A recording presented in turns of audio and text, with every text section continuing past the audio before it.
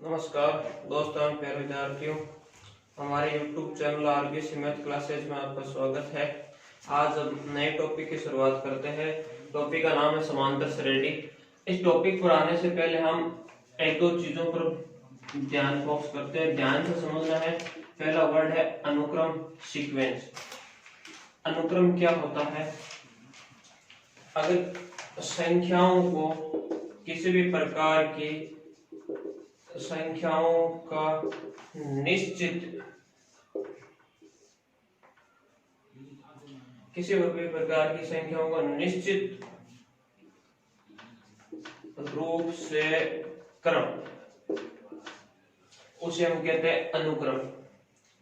जैसे कि 2, 4, 6, 8, प्रत्येक में दो दो जोड़ा गया है। 2, 5, 10, 17। देखिए यहाँ पर 3 जोड़ा गया है। पहली बार 3, दूसरी बार 3 से 2 अधिक जोड़ा गया, 5 जोड़ा गया, अब 5 से 2 अधिक 7। इस प्रकार मतलब 3, 5, 7 आगे के पद में 9 जोड़ेंगे, जैसे आ जाएंगे 26। एक हम लिखते हैं 2, 4, 8, 16 डैश डैश। इसका मतलब 2 का दुगुना 4, 4 का दुगुना 8, 8 का दुगुना 16। इस प्रकार जो भी संख्याओं का निश्चित रूप से क्रम होता है उसे हम कहते हैं अनुक्रम। और अनुक्रम के बाद में एक वर्ड और होता है हमारा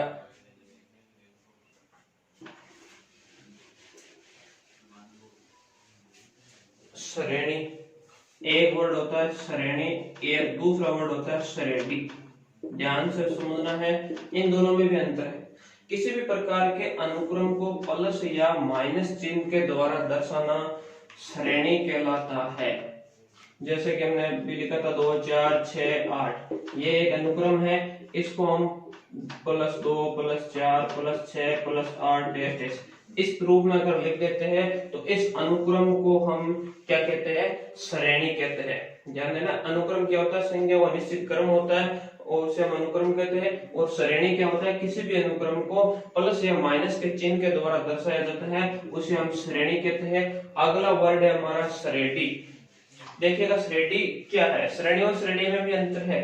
किसी भी प्रकार के अनुक्रम को बीजगणितीय या बीजीय रूप से दर्शाना, किसी भी प्रकार के अनुक्रम को बीजीय रूप से दर्शाया जाता है तो उसे हम क्या कहते हैं? श्रेणी कहते हैं। अर्थात जो भी श्रेणी होगी उसे हम बीजीय रूप के द्वारा व्यक्त कर सकते हैं। इसको हम लोग उसको हम समीकरण के द्वारा दर्शा सकते हैं।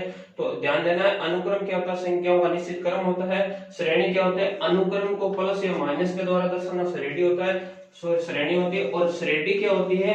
तो किसी भी अनुक्रम को बीजगणितीय रूप में दर्शाया जाता है तो उसे हम क्या कहते हैं? श्रेणी कहते हैं। अब हमारा टॉपिक है समांतर श्रेणी। अब हमें ध्यान देना है, श्रेणी हमारे लिए 3 प्रकार की होती है।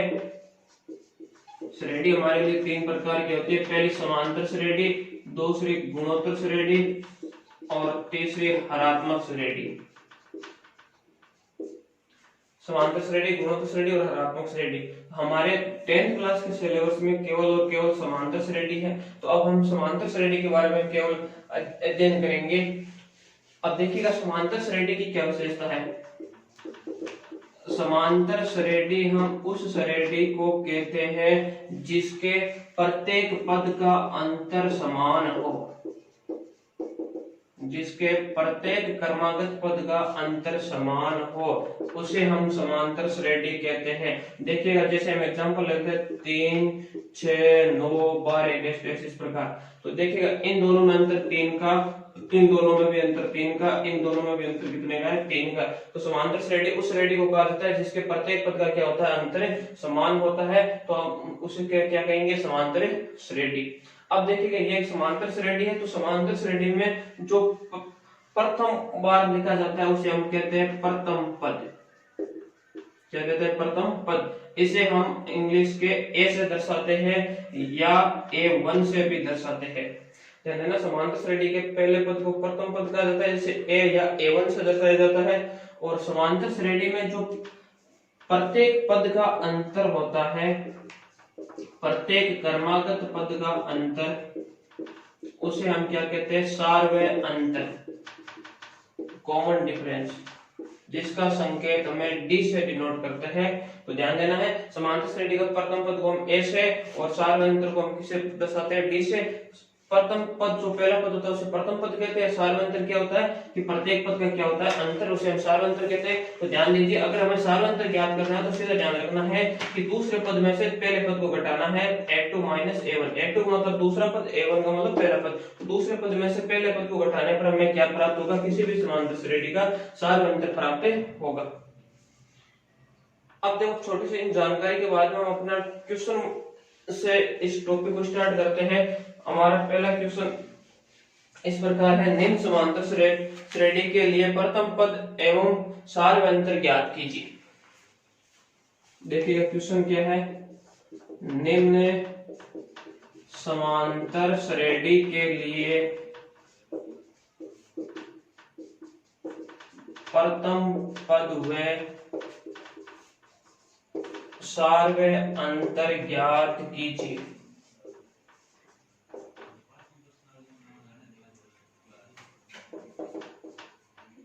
जैसे हमने लिख दिया 2, 5, 8, 11 डेश। अब इस क्वेश्चन का आंसर हमारा क्या है कि निम्न समांतर श्रेणी के लिए प्रथम पद में सार्वय अंतर बताइए। तो आपका जवाब प्रथम पद में किससे दर्शाते हैं, ए से।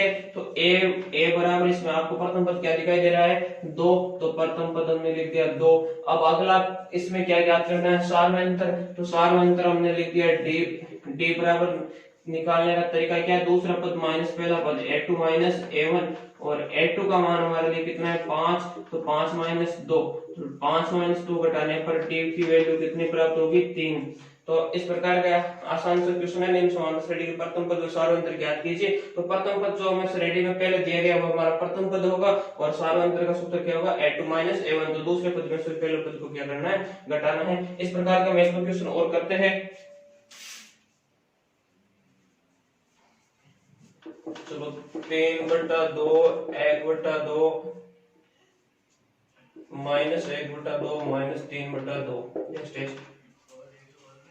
बताइए इसमें प्रथम पद क्या है, a बराबर 3/2, जो पहले लिखा हुआ प्रथम पद। सार्वय अंतर निकालेंगे तो d बराबर a2 1/2 माइनस 3/2। a2 मतलब दूसरा पद में से पहले पद को घटाना है।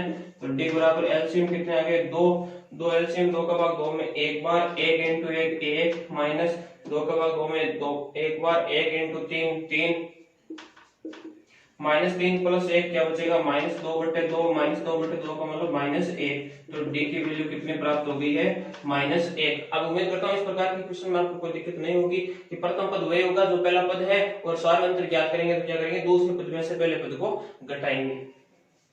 हम अगले क्वेश्चन की ओर बढ़ते हैं, तो आप इसका स्क्रीनशॉट ले सकते हो।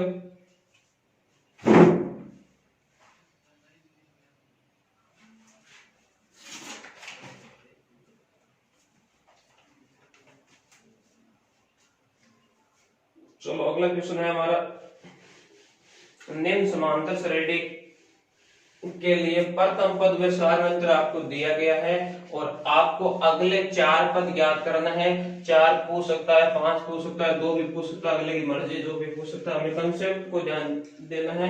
क्वेश्चन हमारा ये रहेगा, दूसरे टाइप का क्वेश्चन है, निम्न समांतर श्रेणी के प्रथम 4 पद ज्ञात कीजिए जिसका प्रथम पद a एवं सार्वय अंतर d दिया गया है।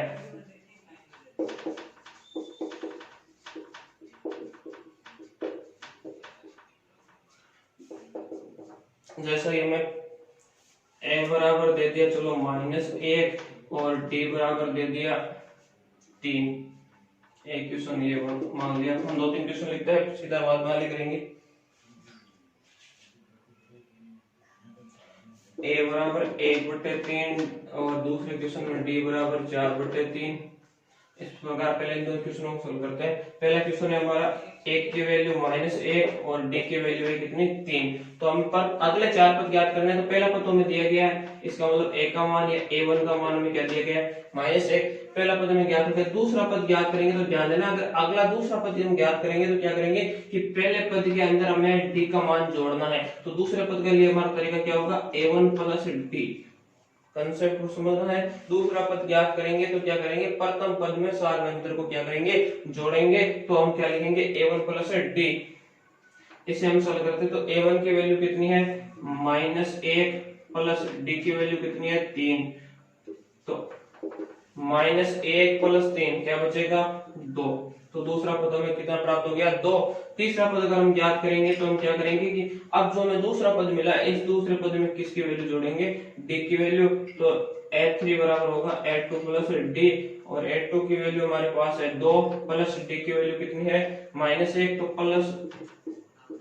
प्लस माइनस 2 में से 1 घटाएंगे तो हमें कितना मिलेगा 1। तो हमारा तीसरा पद कितना हो गया प्लस का 1। चौथा पद याद करेंगे तो हम क्या करेंगे, तीसरे पद में क्या करेंगे 1 जोड़ेंगे।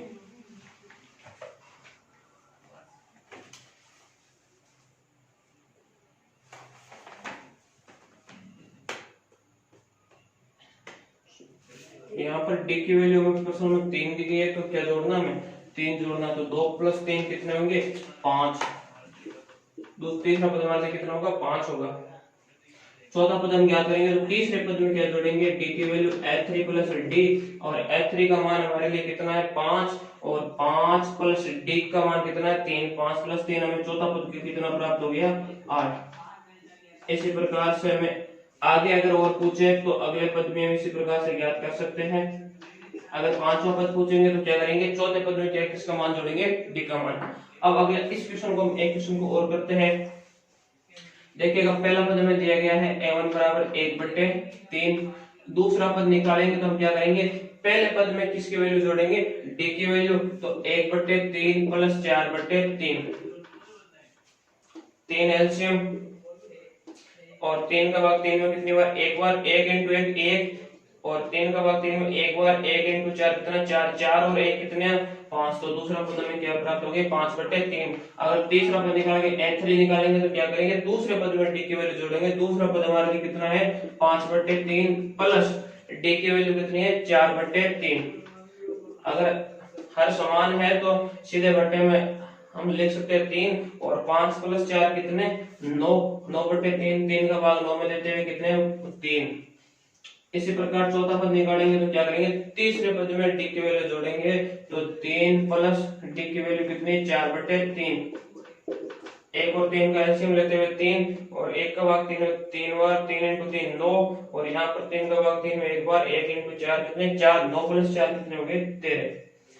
इस प्रकार से अगले पद में पूछे तो हम क्या करेंगे, चौथे पद में d की वैल्यू जोड़ते जाएंगे। जितने भी होंगे उस इस प्रक्रिया को करते हुए हम आगे इस प्रश्न को कर सकते हैं। अगर सातवां पद पूछे तो हम क्या करेंगे, छठे पद में d की वैल्यू जोड़ेंगे। एक बार इसका स्क्रीनशॉट ले लीजिए, अगले क्वेश्चन की ओर बढ़ते हैं।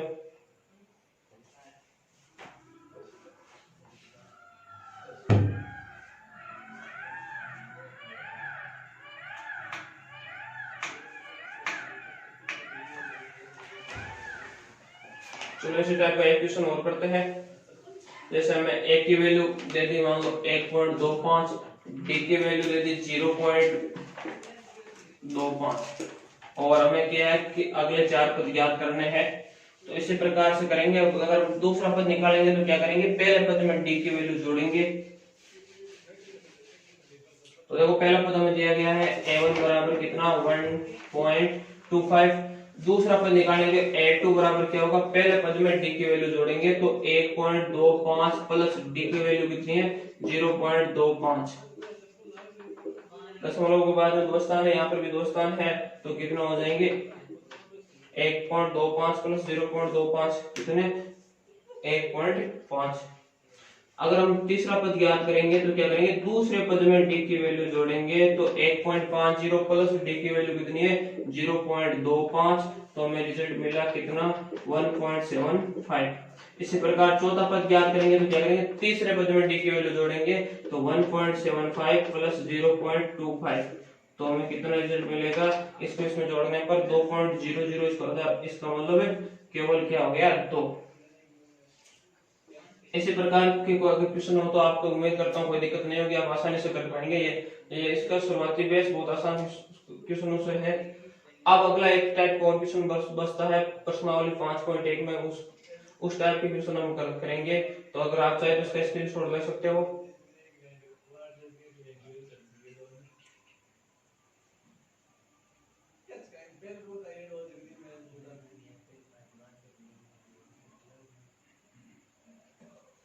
अब देखिएगा अगला क्वेश्चन हमारे, इतनी देर में हमें समांतर श्रेणी दी गई थी, पहले क्वेश्चन में हमें समांतर श्रेणी दी गई थी, दूसरे में हमें समांतर श्रेणी के पद ज्ञात करने जिसमें ए और डी की वैल्यू दी गई थी। अब तीसरा प्रश्न हमारा है, हमें कोई किस प्रकार की सूची दी गई है और उन सूचियों को हमें चेक करके बताना है कि ये समांतर श्रेणी में है या नहीं है। तो क्वेश्चन तीसरा इस टाइप का है कि निम्न सूचियों की जांच करके बताइए कि समांतर श्रेणी में है या नहीं,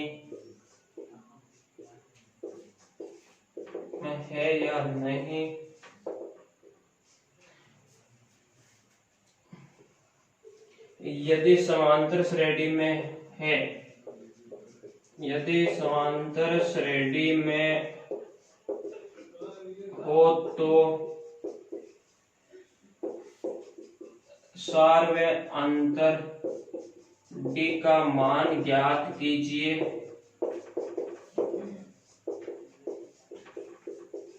तथा अगले 4 पद ज्ञात कीजिए।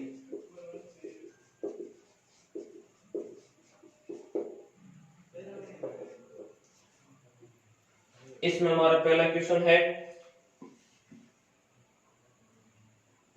2 5/2 3/2 और 2 डैश डैश। इस प्रकार हमें कोई सूची दी गई है, इसकी हमें जांच करके बताना है कि ये समांतर श्रेणी में है या नहीं है। यदि समांतर श्रेणी में है तो हमें सार्वय अंतर का मान ज्ञात करना है और उसके बाद में अगले 4 पद भी ज्ञात करना है।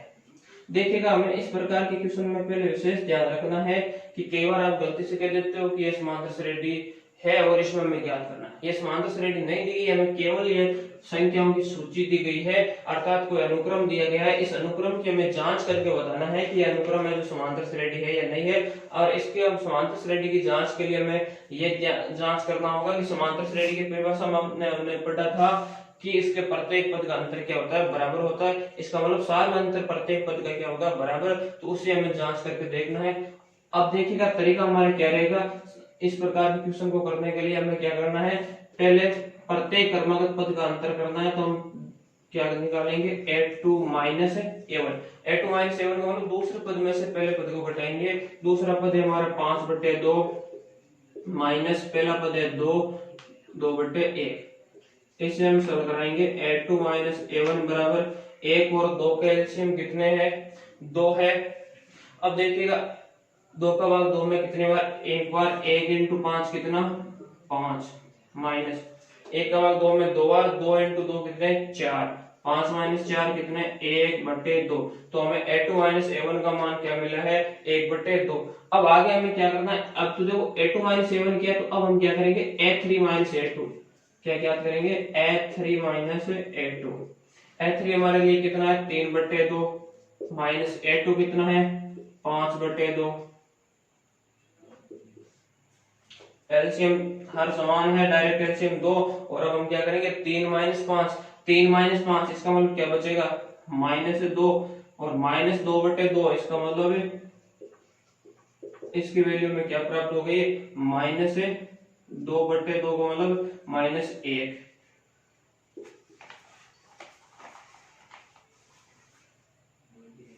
अब आप बताइए कि यहाँ पर तो हमें a2 माइनस a1 1/2 प्राप्त हो रहा था और यहाँ पर a3 माइनस a2 में क्या प्राप्त हो रहा है -1। इसका मतलब इन दोनों की वैल्यू समान आ रही है क्या? नहीं आ रही, समान नहीं आ रही, इसका मतलब सार्वंत्र बराबर नहीं है। सार्वंत्र बराबर नहीं है तो ये समांतर श्रेणी नहीं है। तो हम आगे करने की आवश्यकता नहीं है, हम यहाँ पर भी सीधे लिख देंगे कि क्या a2 माइनस a1 बराबर नहीं है a3 माइनस a2। इसका मतलब ये और ये बराबर नहीं है तो हम क्या कहेंगे, ये समांतर श्रेणी नहीं है। स्पष्टतः यह समांतर श्रेणी नहीं है। तो इस क्वेश्चन में अगर ये समांतर श्रेणी नहीं है तो हम ये सार्वंत्र कहां से ज्ञात करेंगे? तो सार्वंत्र भी ज्ञात नहीं करना है और अगले चार पद भी ज्ञात नहीं करना है। ध्यान देना कंसेप्ट पर। अगर समांतर श्रेणी की जांच करनी है तो क्रमागत पदों का अंतर करते हुए हमें देखना है कि अंतर अगर बराबर आ रहा है तो समांतर श्रेणी है, अगर नहीं आ रहा है तो समांतर श्रेणी नहीं है। एक क्वेश्चन हम और लेते हैं इसी में, -1/2 -1/2 -1/2 डैश डैश डैश। इसमें हमें देखना है समांतर श्रेणी है या नहीं है। तो हम क्या करेंगे, पहले a2 माइनस a1 बराबर -1/2 घटाने के लिए माइनस और किसको घटा रहे हैं, -1/2 को। ध्यान देना माइनस माइनस क्या प्लस, प्लस के 1/2 और माइनस के 1/2 क्या मिलेगा, रिजल्ट 0। अब हम निकालेंगे a3 माइनस a2। a3 की वैल्यू भी क्या है, -1/2 माइनस किसको घटाएंगे, a2 को। a2 की वैल्यू है -1/2 माइनस माइनस प्लस, प्लस के 1/2 माइनस 1/2 क्या 0। अब हम क्या ज्ञात करेंगे, इस पद में से इस पद को घटाएंगे, a4 minus a3 -1/2 minus minus 1/2 minus minus plus, plus के 1/2 माइनस के 1/2 क्या मिला, रिजल्ट 0। तो देखिएगा यहाँ पर प्रत्येक पद का हमने अंतर किया है और वह अंतर में 0 प्राप्त हो रहा है। इसका मतलब ये क्या है, समांतर श्रेणी है। तो हम क्या लिखेंगे, स्पष्टतः यह एपी है। एपी का मतलब अरिथमेटिक प्रोग्रेशन, समांतर श्रेणी। यह समांतर श्रेणी है। अगर यह समांतर श्रेणी है तो हमें किसकी वैल्यू ज्ञात करनी होगी, सार्वंत्र की। तो सार्वंत्र बताइए क्या होता है, डी। डी क्या होता है, प्रत्येक पद का अंतर, जो कि हमें क्या प्राप्त हो रहा है, 0। तो डी बराबर यहाँ पर हमें क्या मिला, 0। तो देखो क्वेश्चन को हमने यहाँ तक हल कर लिया, सार्वंत्र का मान ज्ञात कीजिए और आगे हमें क्या ज्ञात करना है तथा अगले 4 पद ज्ञात कीजिए। अगले 4 पद का मतलब हमें कितने पद दिए हुए, 1 2 3 4 दिया गया, तब हम कौन सा पद ज्ञात करेंगे, 5वां पद। अगर 5वां पद ज्ञात करेंगे तो बताइए, हमने पहले क्वेश्चन में किया था, क्या किया था कि चौथे पद में हमें क्या जोड़ना है, डी। तो चौथा पद कितना है, -1/2 प्लस डी की वैल्यू कितनी है, 0। तो इसमें 0 जोड़ेंगे तो 5वां पद क्या मिलेगा, -1/2। इसी प्रकार छठा पद निकालेंगे तो 5वें पद में डी की वैल्यू जोड़ेंगे तो -1/2 प्लस 0 क्या मिलेगा, -1/2। और अगर हम अगला 7वां पद निकालेंगे तो क्या करेंगे, छठे पद में क्या जोड़ेंगे, डी की वैल्यू। तो छठा पद है -1/2 प्लस 0 बराबर क्या मिलेगा, -1/2। और अगला पद निकालेंगे 8वां, तो क्या करेंगे, 7वें पद में डी की वैल्यू तो -1/2 प्लस 0 क्या मिला, -1/2। तो अगले चारों पद ज्ञात कर लिए। एक बार आप इसका स्क्रीनशॉट ले लीजिए। हाँ देखिए, हमारा तीसरा क्वेश्चन है ये, a² 1/3 1/4। ध्यान से देखना है, हमें जांच करना है कि ये असमांतर श्रेणी है या नहीं। तो हम क्या करेंगे, पहले ज्ञात करेंगे a2 minus a1। a2 minus a1 का मतलब दूसरे पद में से पहले पद को घटाएंगे तो दूसरा पद a² माइनस a। देखना हमें यहाँ पर कॉमन राशि क्या आ रही है, a। तो a कॉमन ले ले, यहाँ क्या बचा, a माइनस 1। अब हम ज्ञात करेंगे a3 माइनस a2। a3 की वैल्यू 1/3 माइनस a² बराबर, यहाँ पर दोनों में क्या कॉमन आ रहा है, a² कॉमन आ रहा है और यहाँ पर बचा क्या, a और यहाँ पर क्या 1, तो a माइनस 1। इसी प्रकार हम ज्ञात करेंगे क्या, a4 माइनस a3। a4 की वैल्यू है 1/4 माइनस 1/3 बराबर, यहाँ पर 1/3 कॉमन, यहाँ बचा a और -1। अब बताइए कि ये और ये तीनों बराबर है। देखिएगा ये पार्ट तो इसमें बराबर दिख रहा है, परंतु यहाँ पर a है और यहाँ पर क्या है, a² है। इसका मतलब ये बराबर नहीं है। तो अगर ये दोनों बराबर नहीं, तो आगे करने की आवश्यकता नहीं है, सीधा हम कह सकते हैं कि समांतर श्रेणी नहीं है। तो डायरेक्ट हम लिखेंगे क्या, A2 minus A1 not equal to A3 minus A2 not equal to A4 minus A3। इसका मतलब ये कोई भी पार्ट बराबर नहीं है, तो ये समांतर श्रेणी नहीं है। स्पष्ट है, ये है AP नहीं है। इस टाइप के पहले क्वेश्चन में हमने लिखते टाइम यहाँ पर नई से वर्ड नहीं लिखा, तो आप ध्यान दे लीजिए, यहाँ पर नई वर्ड है, वे पहले क्वेश्चन में भी एपी नहीं थी, हमने यहाँ पर लिखने में नहीं दिखा, बोलने में नहीं बोल दिया था, तो उस गलती को आप सुधार लीजिएगा। अगले क्वेश्चन हम बढ़ते हैं इसकी ओर, चौथे क्वेश्चन की ओर। इंपॉर्टेंट क्वेश्चन है, ध्यान देना इसमें। √3, √6, √9, √12 रूट की संख्याओं की समांतर श्रेणी की जांच के लिए हमें उसको यथासंभव अभाज्य गुणनखंड करके, अगर पूर्ण वर्ग संख्या है तो उसके अभाज्य गुणनखंड के रूप में हमें लिखना है। अगर उसमें से कोई राशि पूर्ण वर्ग नजर आती है तो उसे उस रूप में भी लिखना है। तो देखिएगा, √3 को √3 लिखेंगे, √6 को हम क्या लिखेंगे, 6 के गुणनखंड होते हैं 2 × 3, तो इसे लिखेंगे √2 × √3। 9 को क्या लिख सकते हैं, 3, 9 का वर्गमूल 3, तो इसको इस प्रकार भी लिख सकते हो, या ऐसे लिख सकते हैं √3 × √3। और यहाँ पर है √12, √12 का मतलब 12 के गुणनखंड होते हैं 2 × 2 × 3, तो इसे हम क्या लिखेंगे, √2 × √3। इस प्रकार लिख लीजिए ताकि आप कैलकुलेशन में आसान रहे। अब हम ज्ञात करेंगे कि पहले क्या, A2 - A1 बराबर, A2 की वैल्यू है √2 × √3 माइनस √3। ध्यान देना है, इन दोनों में से कॉमन क्या आ रहा है, √3 कॉमन, तो यहाँ पर बचा क्या, √2 माइनस यहाँ पर क्या बचा 1, तो इसको हमने क्या लिखा, √2 कॉमन और √3 कॉमन, √2 माइनस √1। अगला हम ज्ञात करेंगे A3 - A2 बराबर, A3 का है √3 × √3 माइनस √2 × √3 बराबर, इन दोनों में से क्या कॉमन है, √3 कॉमन, √3 कॉमन लिया तो यहाँ पर क्या बचा, √3 माइनस यहाँ पर क्या बचा, √2। तो देखिएगा ये दोनों पद आपको बराबर नजर आ रहे हैं, सॉरी ये तो √3 ये भी √3 बराबर है, परंतु यहाँ पर √2 है, यहाँ पर √3 है, ये बराबर है नहीं है, इसका मतलब ये भी समांतर श्रेणी नहीं है। तो आगे करने की आवश्यकता नहीं, हम लिखेंगे क्या, A2 - A1 not equal to A3 - A2, इसका मतलब ये समांतर श्रेणी नहीं है, तो लिखेंगे स्पष्ट यह है AP नहीं है।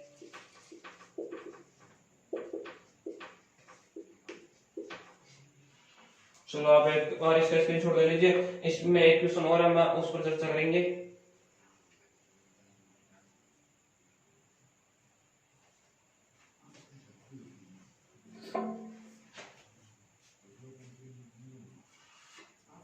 स्क्रीनशॉट ले लिया तो हम अगले क्वेश्चन की ओर बढ़ते हैं। अगला क्वेश्चन है √2 √8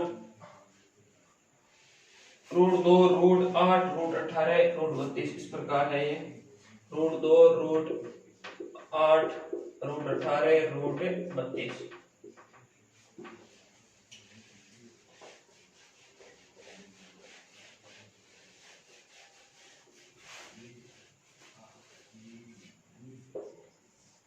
√2 √8 √18 √32।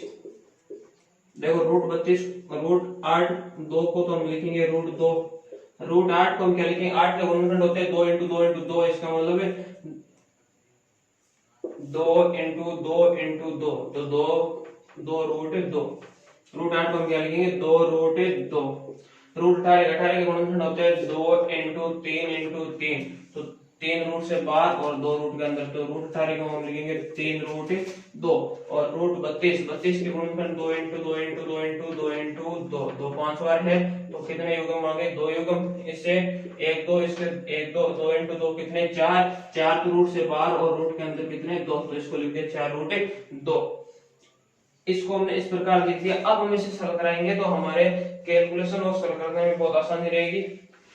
देखिएगा, अब हम क्या याद करेंगे, पहले A2 - A1, A2 की वैल्यू है 2 √2 माइनस √2,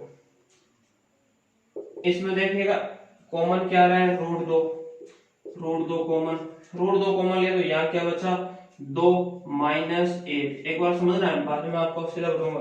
2 में से 1 घटाने पर कितना, 1 इंटू रूट 2 कितना हो गया, रूट 2। अब ध्यान देना, रूट की राशि की अगर हम कैलकुलेशन करते हैं, जोड़ बाकी करते हैं, तो अगर रूट के अंदर की राशि समान हो तो उसके गुणांक ही आपस में जोड़े या घटाए जाते हैं। तो रूट की राशि यहाँ पर भी रूट 2, यहाँ पर भी रूट 2, तो इसकी जोड़ बाकी हम करेंगे तो क्या करेंगे, इसका गुणांक 2 और इसका गुणांक 1, तो 2 प्लस के 1 माइनस के, 2 में से 1 घटाएंगे तो कितना, 1 इंटू रूट 2 में डायरेक्ट क्या मिलेगा, रूट 2। ध्यान देना, डायरेक्ट करनी इस प्रकार की जोड़ बाकी हो तो।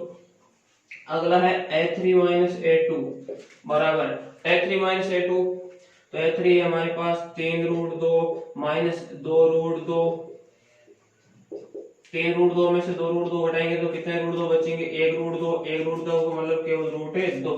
आगे a4 माइनस a3, a4 की वैल्यू है 4 रूट 2 माइनस 3 रूट 2, कितने बचेंगे, 1 रूट 2 का मतलब रूट 2। तो देखिएगा इनमें भी तीनों में ये क्या आ रहा है, बराबर, तो ये एक समांतर श्रेणी है, तो इसे हम लिखेंगे स्पष्टतः ये है एक